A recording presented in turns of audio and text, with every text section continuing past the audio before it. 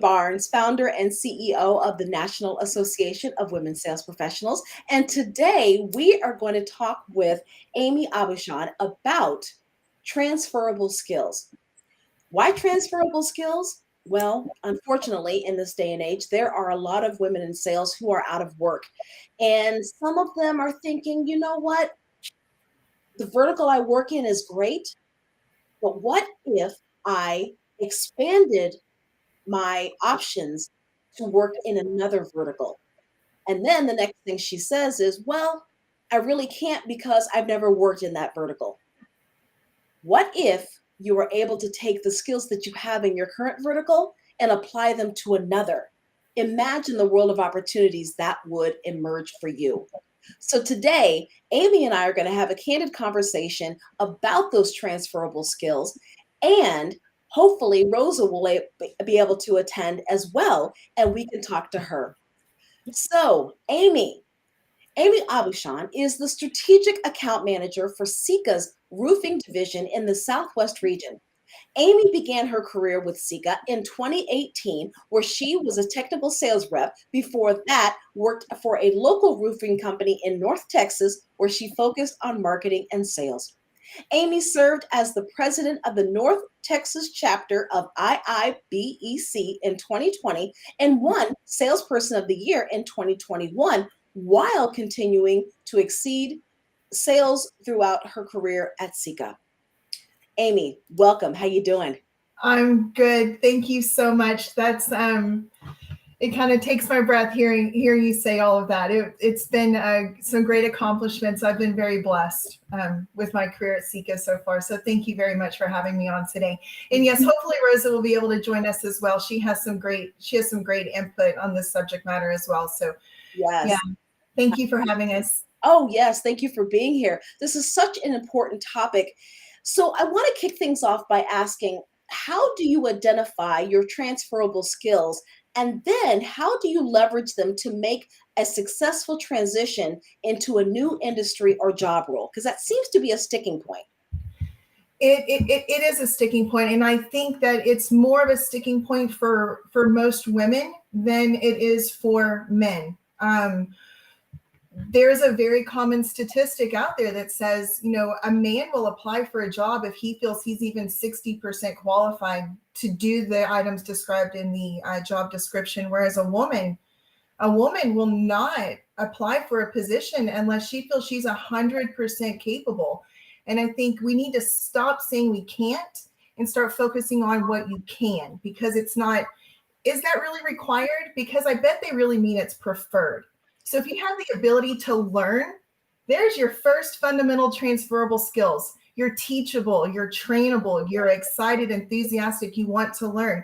That's the basis for a transferable skill. You take that with bookkeeping experience. I like talking to people. I enjoy conventions. You got it. You learn about a product, you go and sell it. That's easy. Exactly. Yes, we all have the ability to learn. We learned how to ride a bike. We learned how to go to the bathroom by ourselves. We can learn. That is not really the issue. The issue is, do you have enough faith in your abilities to learn something new? And are you willing to silence that inner critic that says you can't? Because like you said, Amy, men will go out and they have the confidence to say 60%, no problem. I'm going to put my hat in the ring. Women, on the other hand, we are perfectionists and we want to check all the boxes. Sometimes that's not even necessary. I say apply for everything that you want and let them tell you no. What do you say to that? I could not agree with you more. I wish that we could get more women to adopt that mentality. We have actually at Sika, we have a committee that was formed a couple of years ago. It's the Women of Sika. And the focus of that committee is to help change the culture and the thinking to bring more women into the construction business. Because not only with construction are you facing with, I don't work in construction. I don't know anything about it. That's all men. I don't want to go and get catcalled and hassled and picked on all the time. It's not 1980 anymore, ladies. It's not. The culture has changed. The industry has changed. So we're trying to really reframe our messaging out to the masses to try to bring in more qualified and diverse talent, especially women, into our sales force, because there is a place for us here in this business. And so it really is. It's giving women a comfort level to come into the industry and have that confidence to go out and be successful, because all you have to have is drive and ambition and Yes. some guts to go out and tackle this. So yeah, it's, Sika's been doing a really good job, again, to get that message out there and to support women as they come into the industry. And you're going to find that across a lot of different large companies. They want you. So don't sell yourself short. They're looking for you. So go put yourself out there. Absolutely. I applied for a job in several male dominated industries. And the first one I found, I was intimidated. I said, there's no one here who looks like me. The interview process was terrible. And it was like a boiler room. It was men from wall to wall. And I said, there's no way that I'm going to fit in here. What I found by stretching myself and challenging myself to take that role, because it was a great opportunity, was that I could amplify my uniqueness and separate myself from everybody else that I saw. And that gave me a competitive advantage. Have you ever found that, Amy? No, absolutely. Being the only woman in the room was, and it still really is, it's very common for me. Back whenever I was on the contractor side, I was brand new. When I started in roofing, all I knew of roofing was that it's on the top of a building. Didn't know a single other thing about it. And, going to job walks, and you're in a room and you're surrounded by a bunch of men, and you've got a ladder. You're about to have to climb 15 feet up into the air, and they're all just staring, saying they're staring at you, saying, and I'm, all right, ladies first. And up the ladder I went. It's like, okay, well, I'm full view here. But I put myself out there and I gained the respect of everybody. And I didn't get laughs or snickers. I got, can we help? Do you need anything? No, I'm fine. I've got it. But just being able to, you guys are kind of uncomfortable. What can I do to help make you guys comfortable so that I can be more comfortable? Everything is fine. Let's go and do this. But it gives you a lot of respect. The more you put yourself out there and you express, your weaknesses, even say, guys, I don't know how to do this, or I need some help here. They're willing to help you. And if they're not, then fine, go away. But yes, expand on yourself, put yourself out there, and yeah, you'll create your own tribe. Absolutely. From what I'm hearing you say is it takes a level of fearlessness. Yeah, it does. It really does. Just and also confidence and willingness to bet on yourself. Yes. I think a lot of times we forget how freaking amazing we are. And sometimes we have to say, what's the worst that could happen? And then you say, okay, well, that's the worst that could happen. Then the second part of that is, can I handle the worst that can happen? Mm-hmm. And if you can, then you might as well proceed, right? Exactly. It looks like we have Rosa here. Can you hear us, Rosa? Looks like, yes, I can. Can you hear me? How you doing? Yes. Yay. Welcome to the party. Let me tell everybody a little bit about you, Rosa.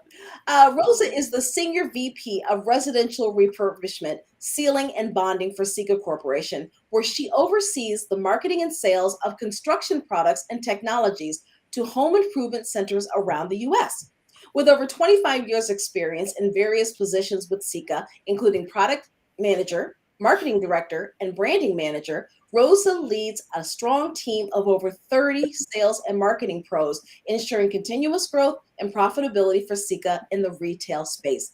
She is passionate about empowering her team by encouraging their entrepreneurial spirit and providing support and guidance. Rosa, we are so glad you are here.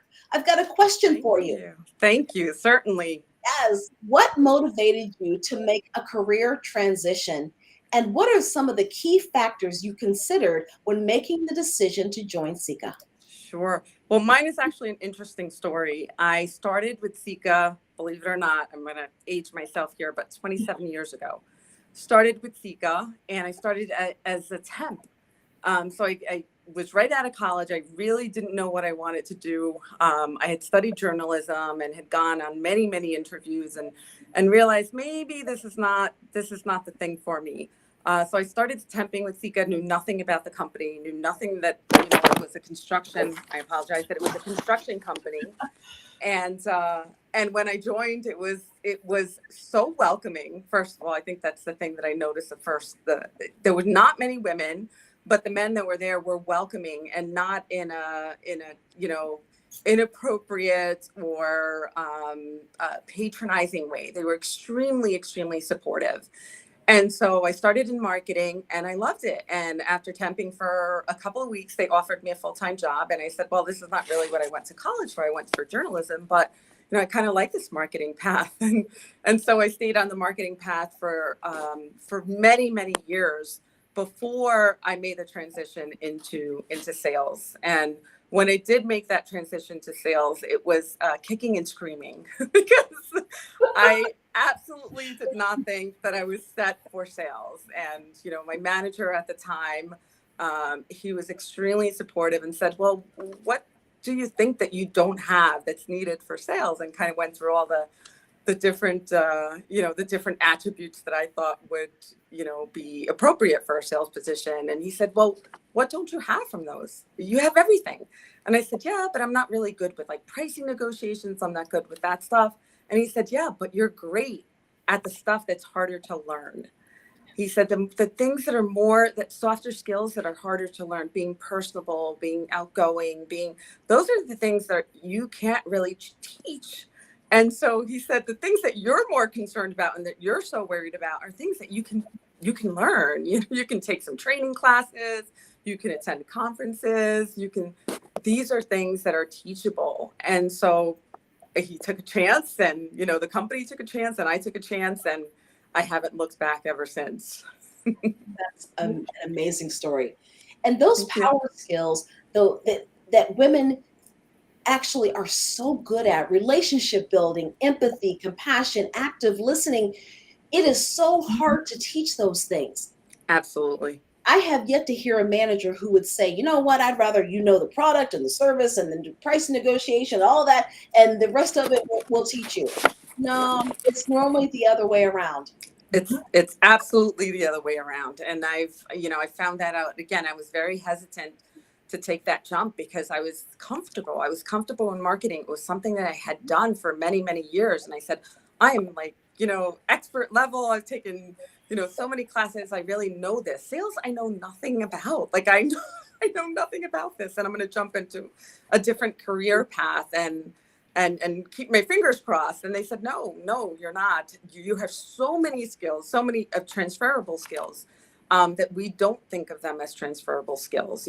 Things like problem solving, things like multitasking, Yes. agility, flexibility, being open-minded. All of these things are things that we probably all possess that we don't think are transferable skills. And I think, not to kind of go off on a tangent, but a really interesting story is my sister is in childcare. And during COVID, there were so many situations because a lot of the childcare places were closing down.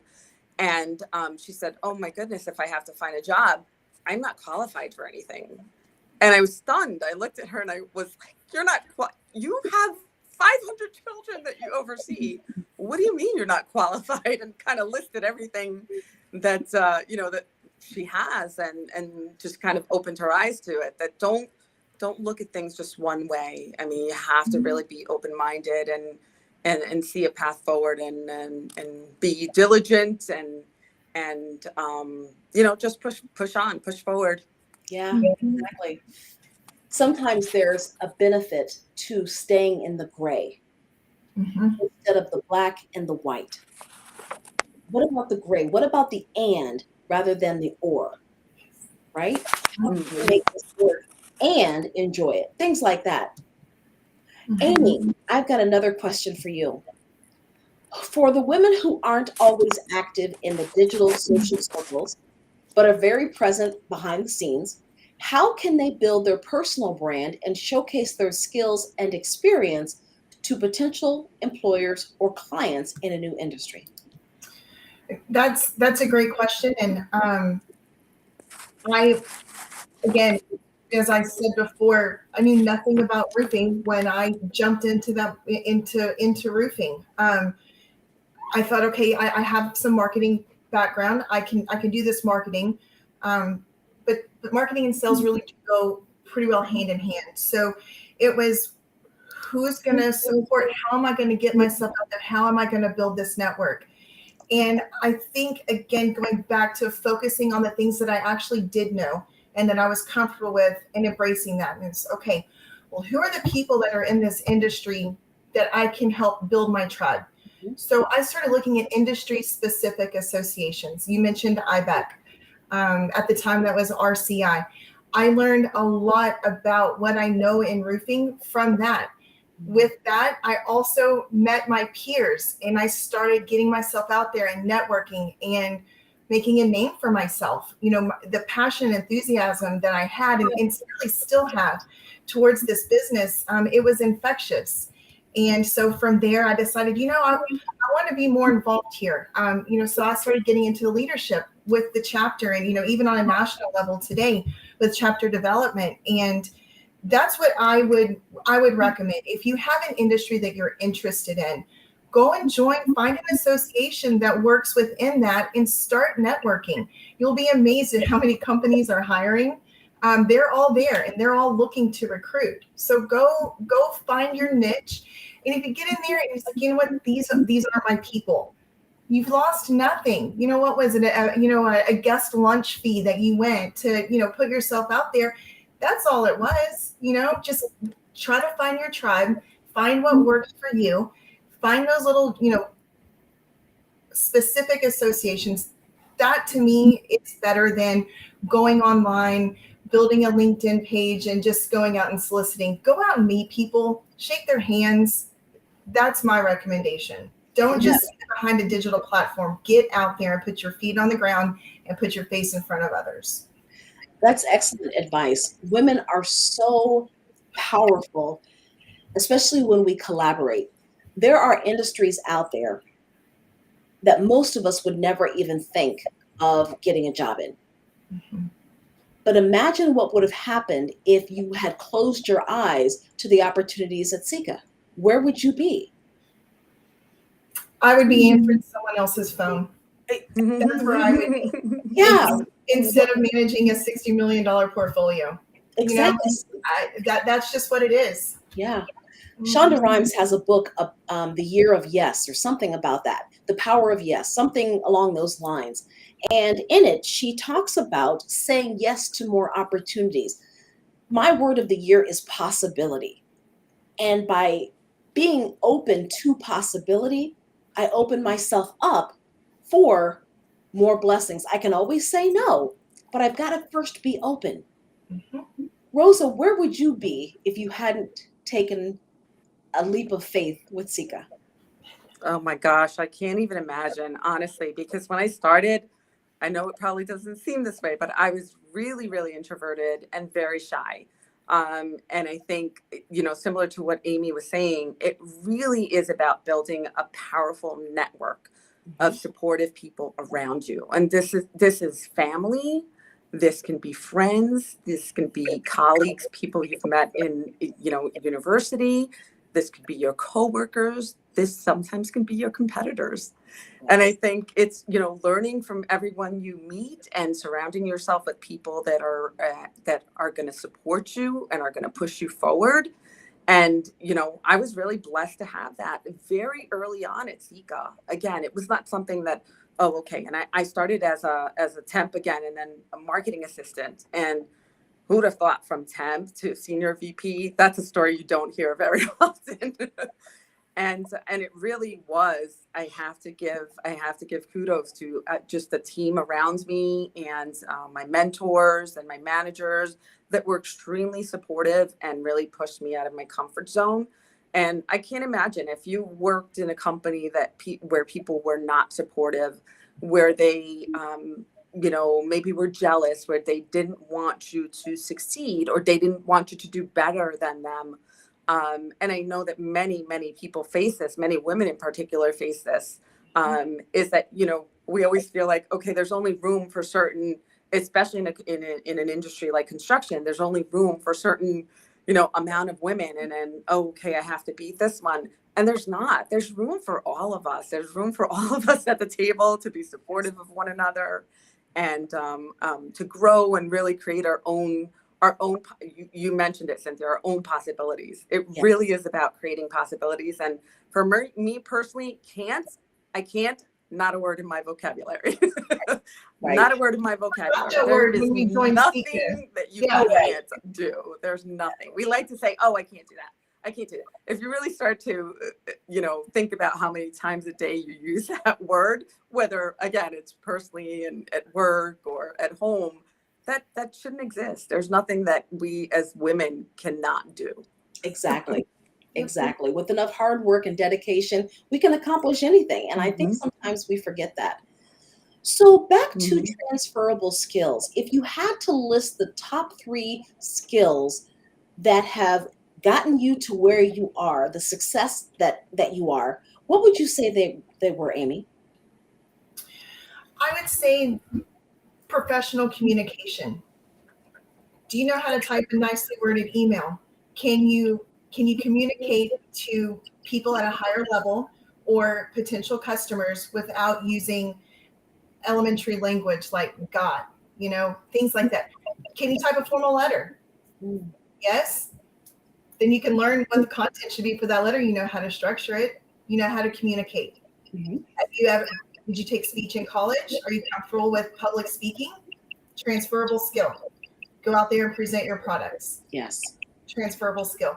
And one that's not necessarily related directly to my job, but when Rosa told me her story about her sister, I think that, looking back on my history as an admin, answering someone else's phone, keeping calendars, keeping a schedule, doing expenses, things like that, those are all skills that you can take and put into another job at a higher level.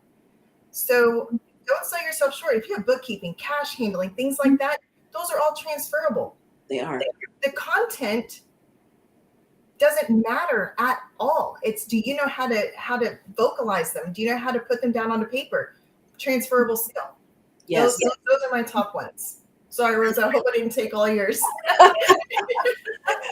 No, I had a completely different list. Okay. I'd love to hear it. I would love to hear it. Okay. So mine is absolutely open-mindedness. For me, that's one thing throughout even the different positions that I held in Seco, whether it was in product management, whether it was in marketing, whether it's in sales, it's open-mindedness. There's not just one way to do things. There's a million ways to do things. And I think that we have to be, this kind of leads into the next one, be flexible, right? And we have to be able to pivot and not fall apart and say, okay, this is not working the way that I needed it to work, or this is the one way forward that I knew how to get the job done. No, we are so creative. We're creative in our home. We're creative as mothers, as daughters, as caretakers. We have to use those skills, and we have to be flexible and also very, very resourceful. That would be my third word, resourceful. Like we're creative about the way we approach things. And I think, again, there's many, many ways forward. Don't get stuck. Don't get stuck. Say that's the one thing. Don't get stuck. Yes. And I think a powerful reminder of don't get stuck is to always ask ourselves, how can I ... Yeah. If there's ever a problem that we have, that the most impactful question and thought-provoking question we can ask ourselves is, how can I enter this field? And then your mind starts to go into solution mode. And I would encourage everyone, don't put limits on yourself that do not exist. Exactly. Mm-hmm. Yeah, don't project onto someone else and say, you know what, they're not going to think I'm qualified. You don't know what they're thinking. Mm-hmm. Not at all. Not at all. Right. Absolutely. Amy, what's the best part of your job? Oh man, the best part of my job. I would say the best part of my job is I would say it's the interaction with my customers. I enjoy solving problems, right? You have a need, I have a solution. How do we get it to you? I love doing that. I love the challenge. Like, tell me where. I love it. Identify the pain and then giving that solution. That's my favorite part of this job.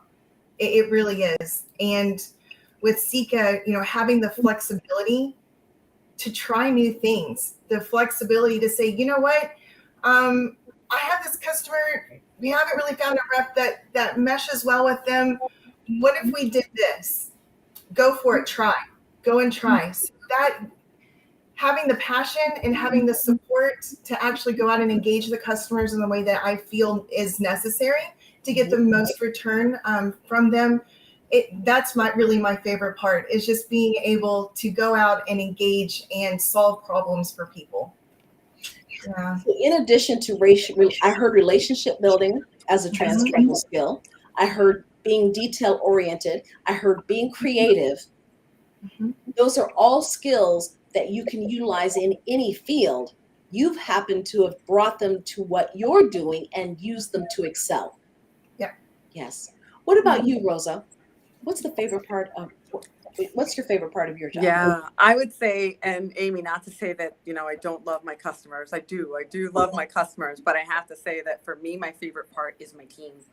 The team that we've built through the years, the camaraderie and the support that they have for one another, the competitive nature in a friendly way, to kind of lift each other up, and they get quite competitive in terms of sales from region to region.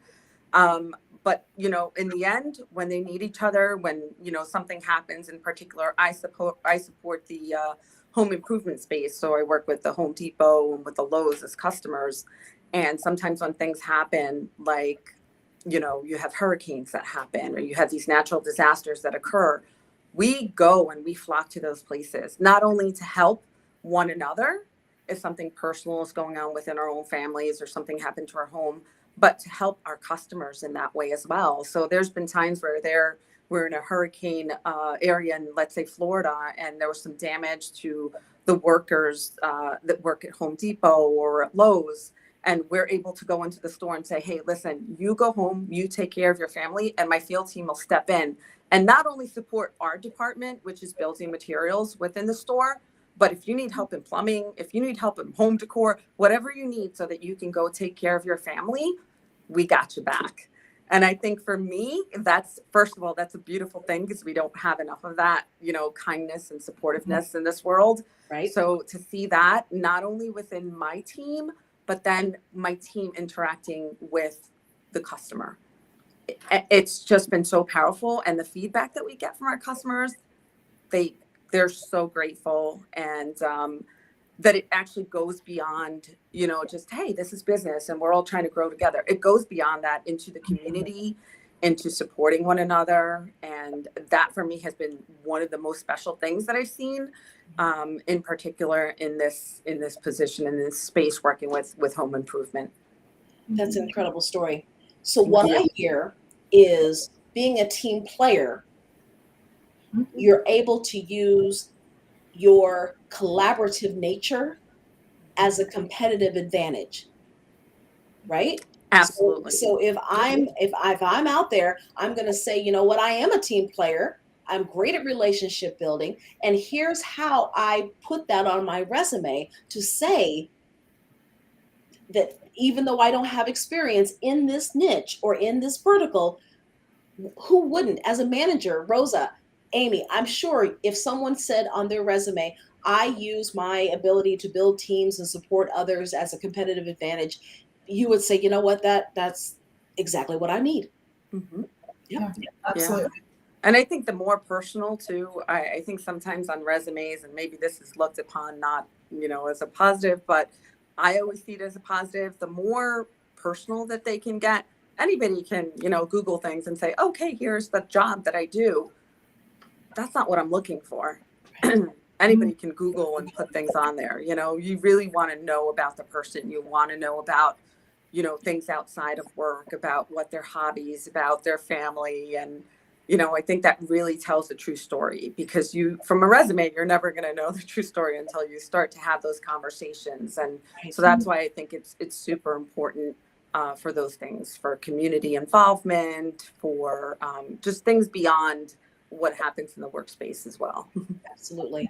I think there's a huge opportunity to personalize and to show who you are in the resume submission process. I mean, and there are different ways, video, there are, a plethora of ways to separate yourself from everyone else while amplifying those innate strengths that women have. Yeah. We just don't take advantage of them. Exactly. We really don't. If we utilize everything at our disposal, we'd be unstoppable. Mm-hmm. We would be Absolutely. unstoppable. Yes. Yeah, Amy, what question do you think I should ask you? Oh heavens, I really have no idea. Maybe you should ask me, are we hiring? And the answer is yes. You know what? If I were to ask, are you hiring? People might actually say, Cynthia's looking for a job. That's funny. No, ask me anything you'd like. I'm an open book here. So, working in your industry, I'm sure you've come across some instances that are less than desirable. We all have. We all have. Do you think that perception or that stereotype keeps women away from your industry? Absolutely, 100%. 100%. So if that is a stereotype, if that is a misconception, how can we debunk it? Well, like I said earlier, it's not the 1980s or before anymore. It is different. So you have to think, like you had said earlier, Cynthia, what's the worst that can happen? What's the worst that can happen? Somebody's going to snicker. Somebody's going to say, oh, look at that girl. Does that hurt me? Not at all. It doesn't hurt. You just have to have a thick skin, take it for what it is, and move on and move forward and say, you know what? You're not going to keep me down. You're not going to make me second guess myself. If you can do that, there's not an industry that you can't get into and be successful. Don't let those stereotypes keep you from doing what you want to do. You're allowing other people to control your destiny. That's not up to them. Your destiny is up to you. So let them snicker. Again, the worst that can happen, woman going into a male-dominated field, you're the only woman in a room, and you've got, a bunch of guys sitting back in their chair. Well, you know what? I'm here in my jacket, and I'm professional, and I know what I'm going to talk about. I know what I'm doing. You can do you. I'm going to do me, and we'll see who comes out ahead at the end. Don't let the stereotypes keep you from being you.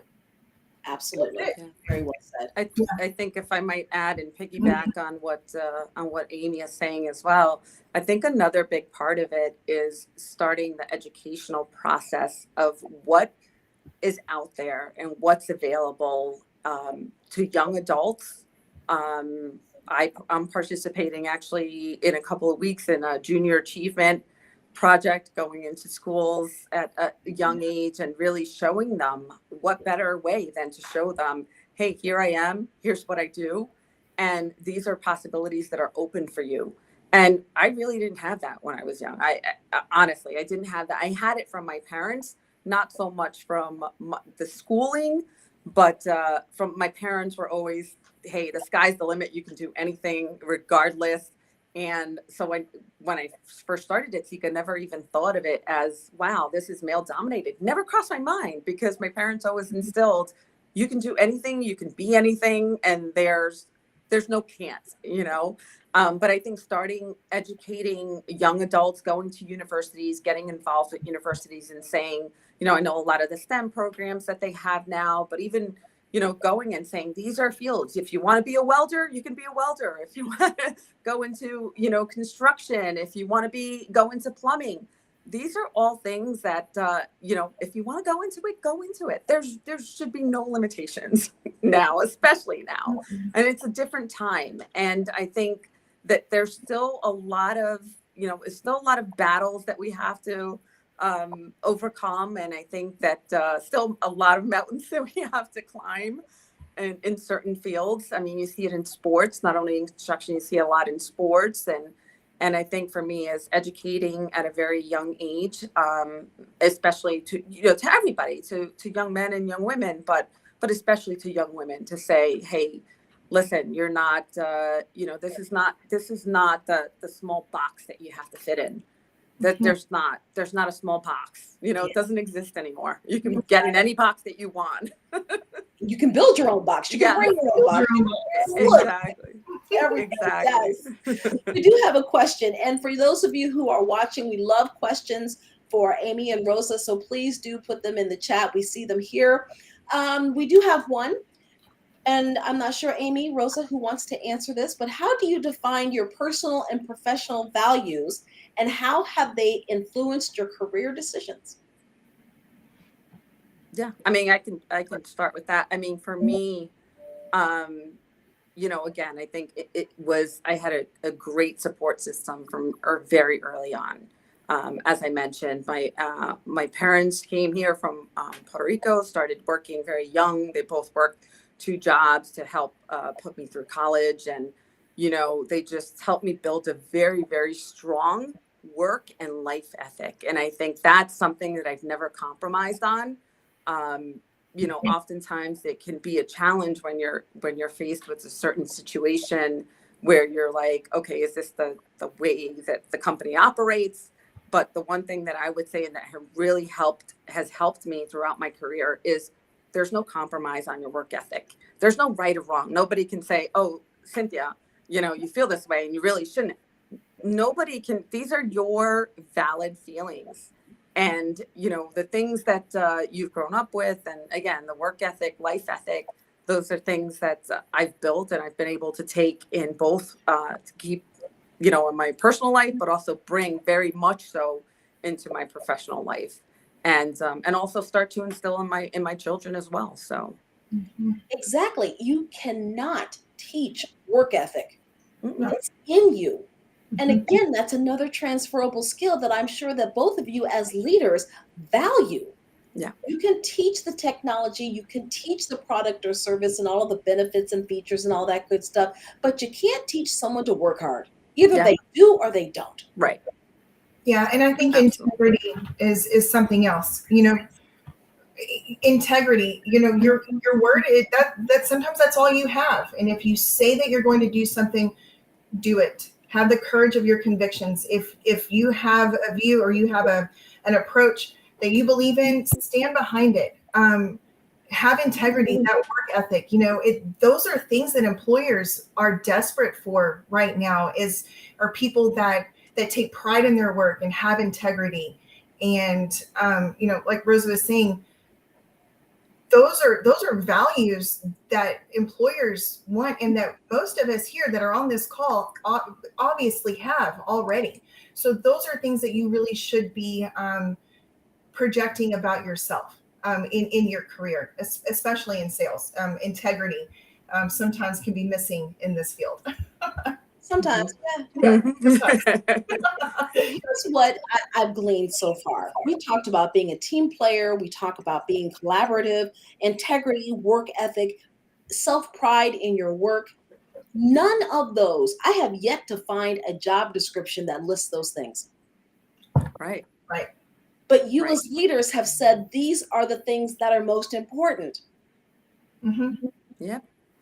That's one thing that Cynthia, that Seeka's as part of this. I'm not sure, and I apologize that I joined a few minutes late. That Amy had spoken about the Women of Seeka kind of committee, but one of the things that we were looking at was how are resumes job descriptions. I apologize. Job descriptions written, right? They're written so technical sometimes that they scare you away. I look at you look at it and I can't even imagine. I would be scared away. So I can't imagine somebody who's trying to apply for that job. It's like, okay, you have to be able to reach at least $2 million in sales in your first year, and you have to be able to do this. And these are things that would scare anyone away, because you think, oh my gosh, these are the standards. And if I don't achieve these, then I'm not going to do a good job. And I think so the way that job descriptions are written is very critical. It's important, and something that we've started to focus on. How are we speaking to the talent that we want to attract to the company? What are they seeing? What are they reading in that job description? What message are we sending? And so, I'm glad that's one initiative that we've taken on, and started to see some improvement for sure in the number of people applying for positions. Mm-hmm. If someone came to you and had 25% of the requirements, yet sent you a video or a cover letter saying, hey, these are the things, I'm a team player with a collaborative spirit, full of integrity, my work ethic is the strongest you'll ever find, and I take pride in what I produce, would you give them a chance to at least interview with you? For me, 100%. And I can tell you from experience that I've done many, many, many interviews. And one thing I do right before I'm interviewing someone, I look at their resume really quick. I put it away in a folder, and the person comes in and I say, tell me your story. Tell me about you. I don't want to know I see your work experience. I see it there. First, tell me about you. Tell me what you feel are your weaknesses, what you feel are your strengths, maybe some of the things that you've done that you feel really proud about accomplishing. It doesn't have to be anything professional. It could even be something in your personal life with your family. Just something, because I want to get an idea of the character. Again, I don't want somebody reading from a piece of paper to me saying, hey, this is what I did, and I achieved this much and this much. That's great. And those things are important too. I'm not downplaying them, but I think you can tell more about a person based on, kind of that feeling, that gut feeling that we all get, that we use probably the most. I would say women tend to rely on our gut feelings more, but it's just go with the gut, and certainly give the person a try. But a lot of the times they have, I've interviewed people that I've actually hired that maybe, as you said, Cynthia, maybe only were 25% qualified, and they turned out to be the best, most awesome people. Yes. Amy, what if someone says, I don't have any transferable skills? We've talked about this throughout the last 42 minutes, but yet they still can't think of any. What would you recommend they do to tap into what they do offer?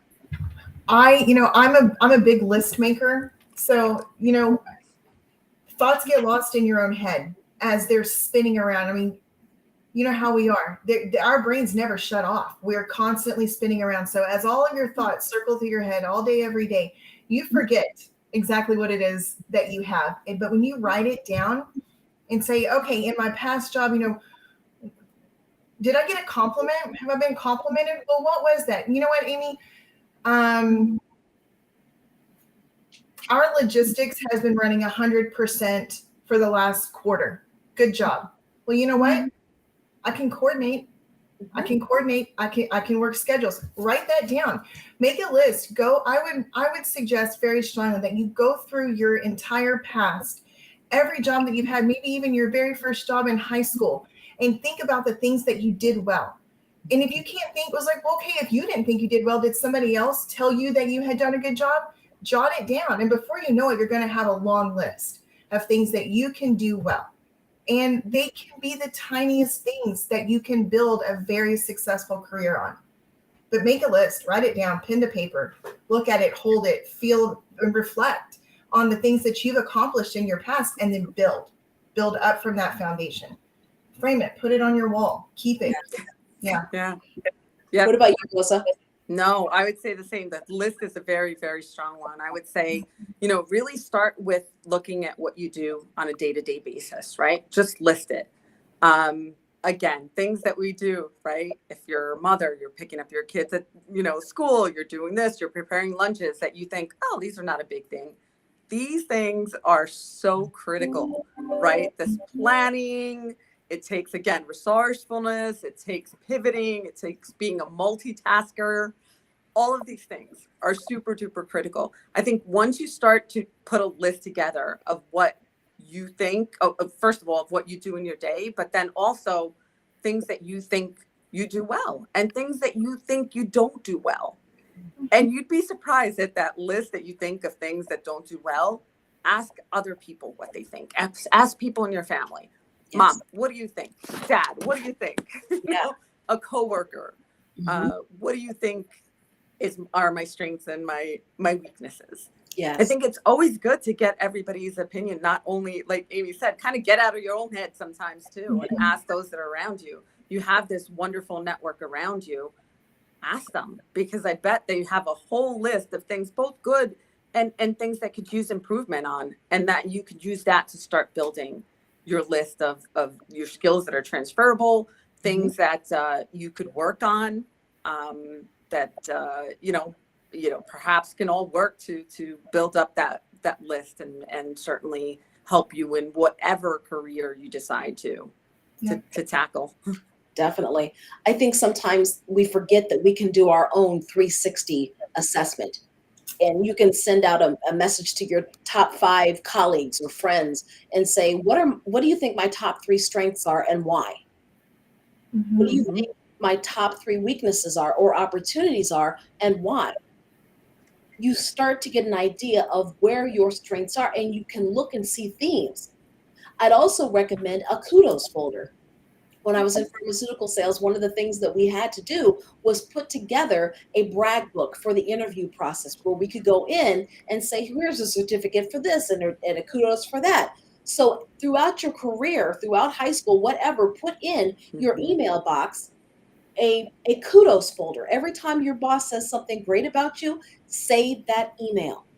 Every time you get a certificate, save the certificate. That way it's a lot easier to create your brag book for the next opportunity. I love that idea. That is a great idea. I'm jotting that one down. I love that idea. That's great. Sometimes we forget how fabulous we are. And then at the end of the year, when it comes time for your annual review, it's right there. Sometimes we get down in the dumps and we say, you know what, this career just isn't working. You go back to the kudos folder and remember, that's how freaking awesome I am.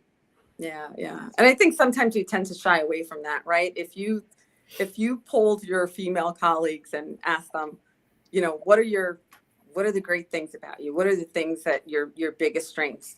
They'd probably be like, I don't know. We tend to kind of shy up and not want to speak up about, here's what I do great, and here's the things that I can work on.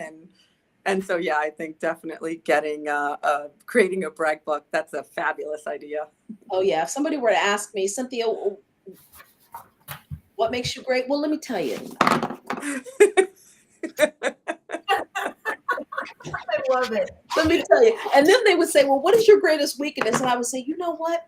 I put in so many hours. Sometimes I just lose track of how hard I work. Yeah. Whatever it is, that weakness has got to be a positive or the ability to make it a positive spin. So whatever your weakness is, shine a line on it. Take that lemon and make some limoncello. Yeah. Yeah. I like it as Thank well. you, Evan, for coming in. She said, absolutely. As a recruiter, this is amazing to see when candidates bring this. She's talking about the brag book. Also very helpful when negotiating. Yes, it's hard to say no to a candidate who comes well prepared. Yeah. Yes. Definitely. Very hard to do that. Very good. Yes. Other questions? If you have questions, put them in the chat. We will be sure to answer them. We've got about 11 minutes left. Ladies, let's talk about the women at Seeka Group. Oh, that's actually what brought Rosa and I together when they started they did form they formed the committee. They had the first run at it was, you know, it's kind of broad and it wasn't real focused, and it kind of fizzled, but then it was revamped again. I think, what was it, Rose, in 2021, I believe, 2021, and they selected just different members from different target markets of Sika Corporation in all different levels. So we have, you know, executive levels like Rosa, you know, account managers and sales such as myself. We don't just have women on our committee. There is, I think there's almost an equal number actually of men and women across all levels of management. Some are non-managers that are involved in this committee, so that we can have a really broad perspective of that topic of bringing more women into the construction industry. So I've really enjoyed the work with that committee and the things that we have been able to accomplish. And Rosa, you can talk a little bit more on some of the things that we've actually done and are really, really making a difference within. Yeah, and so the main mission of the team is to really attract, promote, and retain new talents to the company, and, you know, existing talents within the company, right? We have people that kind of are in the background, as you mentioned, that maybe are shy or more introverted, that they've been in a certain position for a very long time, and let's say their manager doesn't want to lose them, and they don't know what opportunities are available within the company. So we try to do things to, you know, kind of bring more of a focus to all of the different opportunities that are available within the organization. But also we take action, right? It's not just us meeting and just talking about, okay, these are the things that are needed to change. This is what we need to work on. It's really taking action. It's saying, okay, what can we do to attract, let's say, more women to Sika? Well, let's take a look at our benefits to start out with. What can we improve there? What are we not doing correct? What are some of the other companies doing out there? Big companies, little companies, what are they doing? How are they getting creative? And implementing those things. And then, as Amy mentioned, looking at joining memberships, we've had different events internally, like a Sika Talks, where we have different women at Sika in different target markets. So that when we talk about target markets, it's different. Like I'm in residential or the retail space. Amy is in roofing. There's other people that are in flooring. There's other people that are in insulation. There's all different industries. Automotive, we work in the automotive space with clients like Ford and Tesla. And so just, you know, having all of these people come together and share their stories, share their experiences in the field. And they're not always good. You know, it's not always pleasant. So we also have to learn to speak about the things that make us a little bit uncomfortable and the things that have occurred in the field, perhaps whether it's, you know, with a customer or a coworker or something. And we have to share those experiences, because that's the only way that we're going to learn, right? That's the only way, because sometimes when things happen to you, you say, oh, this just happened to me. It must just be me. Until you start to talk to 10 other people and they're like, wow, that really happened. So it's not just me, right? So we take into consideration, you know, all of these things. And then the Sika Talks, again, is a new initiative that we bring women from different space just to talk about things like that. And it's not only women, by the way, that participate. It's men within the organization, because we need the support of everyone. It's everybody in one boat. It's not just, okay, we're going to focus. Yeah, we're focusing on some topics that are for sure that are relevant to perhaps just women sometimes, but we want the feedback and the support from everyone within the organization. So the Sika Talks is one that for me is one of my favorites, and it's different women each time. And, you know, again, to just share their experiences and what they feel needs to change, and what we need to do. What can we do better as an organization? We survey them. We find out, okay, what are areas that we can improve on? What are we doing right? What are we doing right? And we should just continue to do. Yes. But it is a really, really good, very good program. I'm really happy to be a part of it. And again, Amy and I have worked, you know, together now for the last, and I didn't know Amy before that. That's how huge Sika is. So we're a global company in over 120 countries. And, it's a lot of communication. You have to be willing to communicate with people from all over the world. And there's so much out there to learn. Every day there's something new to learn from everybody around you. So yeah, and I think another thing that that we're accomplishing through the work of the committee is putting that message out there and showing the support to the women that we already have. Like Rosa said, we have a lot of people that are in the background. Rosa was one of those. mm-hmm. She had kicking and screaming, she said. She went into sales. Well, who's willing to come with me kicking and screaming? We will. You have a support system here, and it's our way at Seeka to kind of show that to all of our employees. And we've had a handful of women who have made career moves since the beginning of our committee, and the messages that we've been sharing with them to say, you know what, I can do this. I've heard these stories of these other women who have done this in other careers, and I'm seeing that they're doing it here at Seeka. Why not me? I can do this. We've had them going from, customer service and support roles out into sales. It's like, why can't you do it? You're already dealing with the customers. Why be in the background? Go to the front lines. And they're doing it, and we're seeing movement. And it is a very, very, very rewarding initiative that Seeka has put out there. And we still have a lot of good things still to do. And we're excited to keep progressing. That's yeah. amazing. That's Yeah. amazing. Yeah. Rosa, how can those who want to learn more about you, about the organization, about the women at Seeka, how can they get a hold of you? What's the best way? I think LinkedIn for sure is the best way. I will respond. Send me your questions, send me your inquiries, whatever you want to know.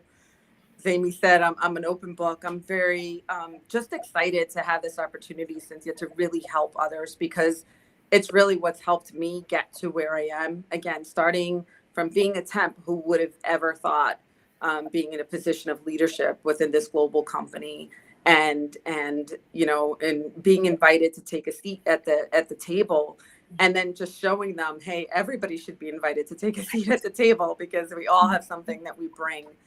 We all have strengths that we bring, and everyone thinks that you can benefit, and it's so powerful for companies to have people that think differently, to think and act differently, to come from different cultural backgrounds, to come from different families. It's just wonderful. I mean, it really, that's, again, I go back to saying that my team is just, I'm so proud of them, because it's such a diverse team, and they think so differently from one another. And just to kind of sit back and say, and appreciate it all. I think, there's so much that we have to offer, and we have to continue to do this. It's not something that's going to get fixed overnight. It's not something that all of a sudden, we're going to say, oh, the sports industry and the construction industry, we're so much better. Listen, it took us many, many years to get here. It's going to take us many, many years to go past that. So I think it's a work in progress, and I'm just again happy to be a part of it. Happy to be of kind of a voice and a resource for younger talent that's also coming into the workspace now. Yeah. I'm also LinkedIn as well. I don't live on LinkedIn, but I do check it regularly. I have the notifications. So, if you're somebody and you just have a little bit of apprehension, and you just want a little one-on-one back and forth with some questions, some concerns, I am available. I am open to helping anyone write their destiny, write their own story. So yeah, reach out to us on LinkedIn. We are there for sure. And then we can direct them to, the Seeka page. They can read more about, the committee and, things that we're doing and positions that we have. But yeah, let's start there. Get us on LinkedIn, and we'll link up. I love that. Ladies, thank you so much for being here, for being vulnerable, for being transparent, for your energy and your time.